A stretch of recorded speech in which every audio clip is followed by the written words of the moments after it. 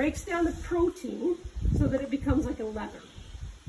And when they come out of there, they get nailed onto the frames.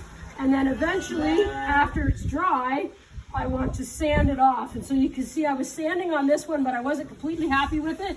So I want it to dry a little bit more.